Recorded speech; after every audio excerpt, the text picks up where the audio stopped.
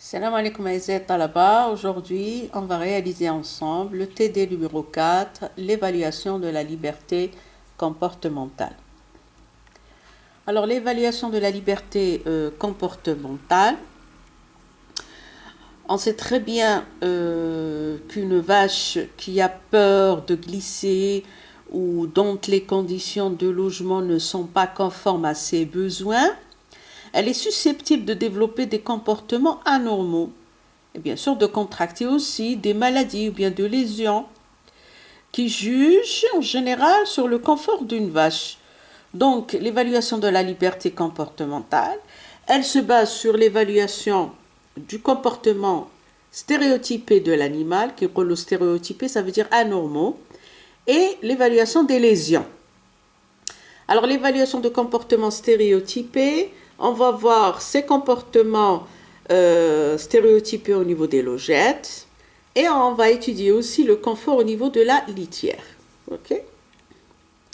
Très bien, donc on va tout d'abord commencer par le confort au niveau des logettes. Donc le confort des logettes, c'est un indice ou bien une mesure qui est très objective du confort et qui prend en compte la disponibilité de l'espace de repos et la volonté des vaches à utiliser cet espace.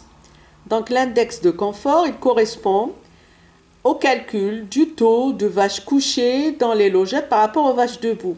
Donc si le pourcentage des vaches debout il est supérieur à 20%, il est considéré comme un indicateur d'un problème d'inconfort. Ok?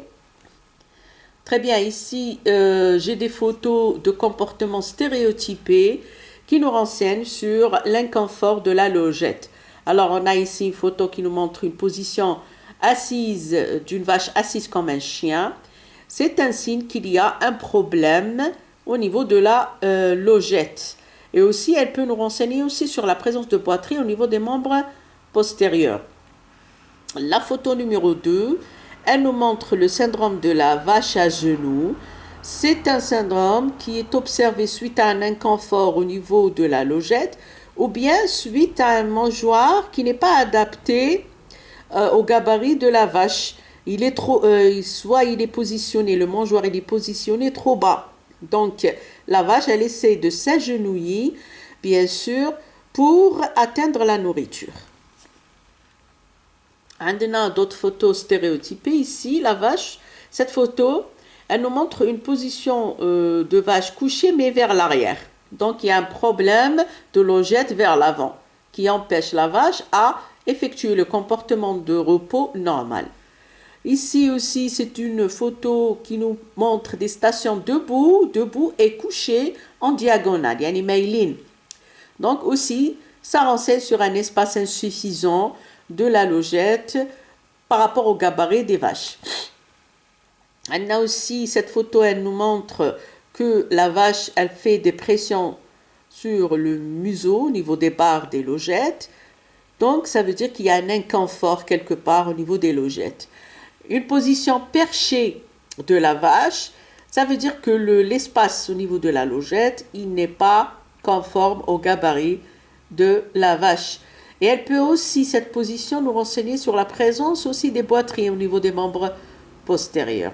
Donc le calcul de ce nombre ou bien du taux de vaches debout par rapport aux vaches couchées va nous donner une appréciation de la liberté comportementale des animaux au niveau des logettes.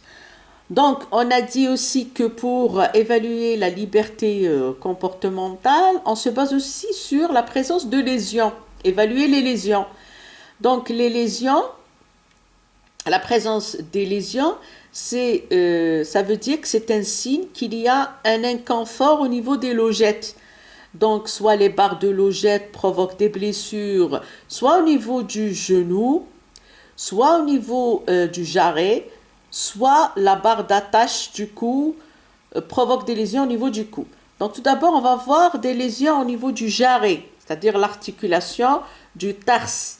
Donc, lorsque les barres de la logette provoquent des lésions, on aura à ce niveau, on aura donc une inflammation du tarse appelée tarsite. D'accord ?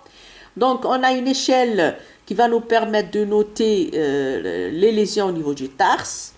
Donc, pour le score 0, il n'y a aucune lésion au niveau de l'articulation du jarret. Donc, elle est notée de 0. Le tarse ici, il y a présence d'une abrasion et d'un gonflement au niveau de l'articulation tarsienne. Le gonflement, il est inférieur à 10 cm de diamètre. Il est de score de 1. Le score 2, le diamètre de la lésion, il est très important. Il est de 10 à 15 cm au niveau de l'articulation tarsienne. Et on a une abrasion du cuir, c'est-à-dire que le cuir, الجلد كامل تنحى. Ok? Voilà, le code ou bien le score 3, il y a vraiment un gonflement qui est très apparent, qui dépasse les 15 cm, avec présence bien sûr d'un écoulement et des croûtes au niveau de l'articulation du tarse. Donc, la notation de blessure du genou, aussi, elle peut nous renseigner sur l'inconfort au niveau des logettes et surtout sur l'exposition prolongée sur le sol. Ça veut dire que la vache, elle était en position couchée pendant une longue période. D'accord? Donc, ça veut dire qu'il y a un problème au niveau de son confort, au niveau des logettes. D'accord? Donc, au niveau de l'articulation carpienne, c'est-à-dire l'articulation du genou, il y a une échelle qui nous permet de noter l'état des lésions au niveau de cette articulation. Donc, on a le score de 0.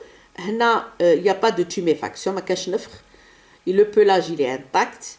Il y a quelques poils endommagés, c'est tout.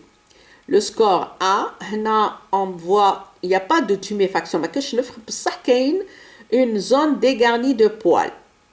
Le score 2, il y a présence d'une tuméfaction qui est de 2,5 cm de diamètre. Alors, le score de 3, vraiment, la tuméfaction, elle est très importante.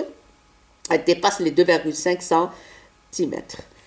Très bien. La notation des blessures au niveau du cou, aussi, elle nous renseigne sur l'inconfort au niveau des logettes et surtout la barre ou bien la chaîne qui assure l'attache du cou.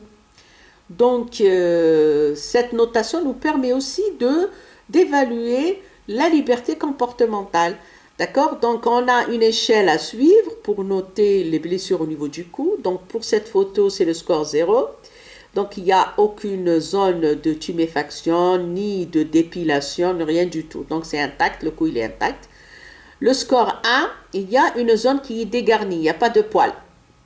Le score 2, vraiment, et on remarque très très bien la tuméfaction, un œuf kbir, et bien sûr, avec présence de croûte au niveau de la zone dégarnie. Voilà, concernant le confort au niveau des logettes. Maintenant, on va voir le confort de la litière. En évaluant ce confort grâce à un test qu'on appelle le test du genou. Alors, c'est un test qui est simple à réaliser. Il faut se laisser tomber tout simplement à genoux sur la litière du logette. Si elle est épaisse, on ne va pas sentir de douleur. Si elle n'est pas épaisse, on va sentir de la douleur. Et si après 25 secondes, les genoux terna sont humides, ça veut dire que la litière, elle doit être renouvelée. Ok? Très bien, on en a terminé avec la liberté ou bien les techniques d'évaluation de la liberté comportementale. Tlaqa, Inch'Allah, la dernière séance du TD, le TD numéro 5, évaluation de la liberté environnementale. Salam alaikum.